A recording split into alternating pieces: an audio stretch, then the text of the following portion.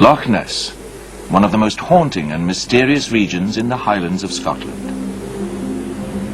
Every year, around 1 million people are drawn to the loch to experience its unique atmosphere, to gaze upon its somber and majestic scenery, and perhaps catch a glimpse of the creature that dwells in its depths.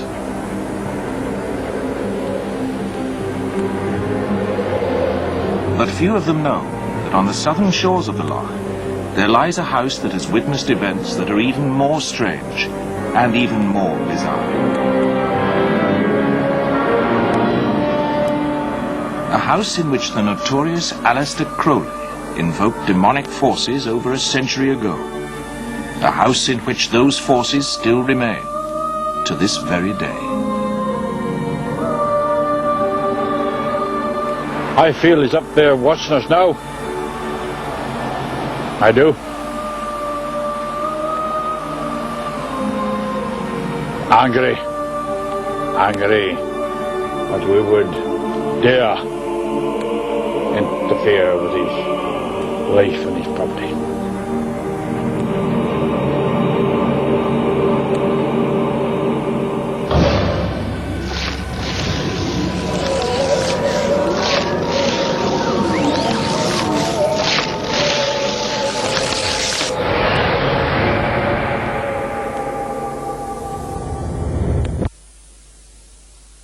Crowley was a rich kid. His father owned Crowley's Ales in Leamington Spa. But unfortunately, he was a member of a family of Plymouth Brethren in the 19th century, who was born 1875. And the result was that he came to absolutely hate anything that looked like religious authority. It is true, I think, that his childhood was pretty oppressive. As an adult, Crowley was a gifted individual by anyone's standards. Painter, poet, author, chess master, and distinguished mountaineer. But his consuming passion was to discover a new philosophy, one that would supersede the outdated rules and restraints of the Christian Church. Crowley sought for enlightenment through the practice of magic. Well, Crowley thought of himself as a magician. That tends to raise eyebrows because most people don't believe that magic works. But in fact, what Crowley realized was that magic does work. And he devoted his life to it, I suppose. As a young man, Crowley became a member of the Order of the Golden Dawn, a ritual magic society that included men such as MacGregor Mathers, the supernatural writer Arthur Machen, and the poet W.B. Yeats. Crowley's concept of magic, spelt with a K, had little in common with black magic or Satanism. Crowley saw it as a doctrine, or technique for making contact with spiritual entities for the purpose of expanding human consciousness onto a cosmic plane.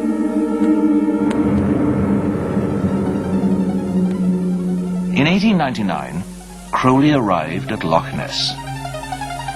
He was immediately drawn to Boleskine House as the ideal location he required to perform a complex and demanding magical rite. This was to have unfortunate and unintended consequences both for Boleskine and for Crowley himself.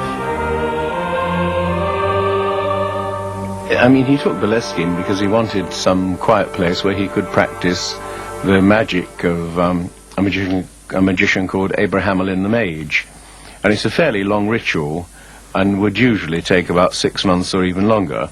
Now, Abra-Melin magic was something that had come into the Western literature in the 15th century. It was transmitted by Abram the Jew to his son Lamech to invoke the good forces, the angelic forces, in order to overcome the dark forces.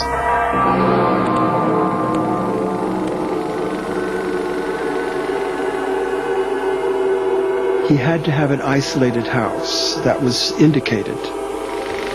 And it had to have a terrace, kind of a flat area outside, and it had to be without nosy neighbors.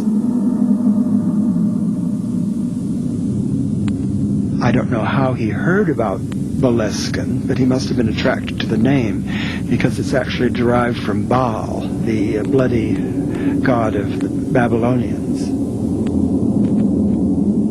He spent almost a year looking for this type of house. It had to be a house which opened onto the north, doors opening onto the north, with a terrace which he could cover with fine river sand, and with a part of the house where the spirits, which he called that, would congregate. The reason for this fine sand is that, just so that for your own affirmation that this process is not just pure imagination, as it were, fantasy, that you can see the feet marks of the beings you're invoking, so afterwards.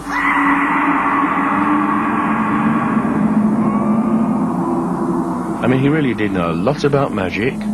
He was willing to go through an enormous amount of difficulty and pain, so to speak, to perform rituals properly. Crowley began work on the Abra-Melin ritual with great enthusiasm and high ideals. In his diary, he describes his promise: not to use this sacred science to offend the great God, nor to work ill unto my neighbour. The ultimate purpose of that particular operation is to achieve knowledge and conversation of the Holy Guardian Angel, which some people would describe as the higher self, the inner genius. The Holy Guardian Angel is one of the great aids on the way to this enlightenment, I suppose, would be as good a word as any other. A guardian angel is a name of convenience for this guide, who will see you through, and who's on your side. It's your own personal guide. And theoretically, every human being has one. According to its practitioners, part of the process of summoning the Holy Guardian Angel is that the initiate should develop the ability to invoke the Lords of Darkness and compel them to serve the light. Crowley described the kind of results that began to appear.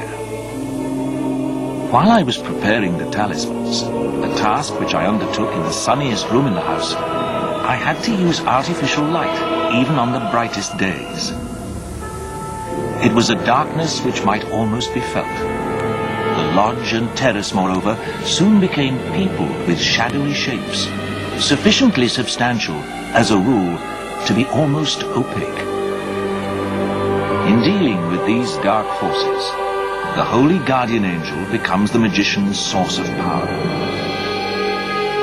You have to command those four lords to gather their minions and make them serve the Lord, the true Lord of light, the true Lord of creation.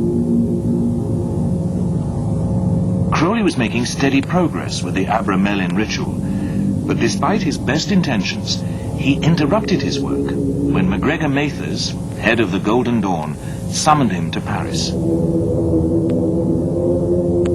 His master at the time in the Golden Dawn was in hot water over something and pleaded with Crowley to come and help bail him out. So Crowley dropped the ceremony, which was, you're not supposed to do this. I mean, once you begin something, you should follow through. In his diary, Crowley wrote, "As far as I was concerned,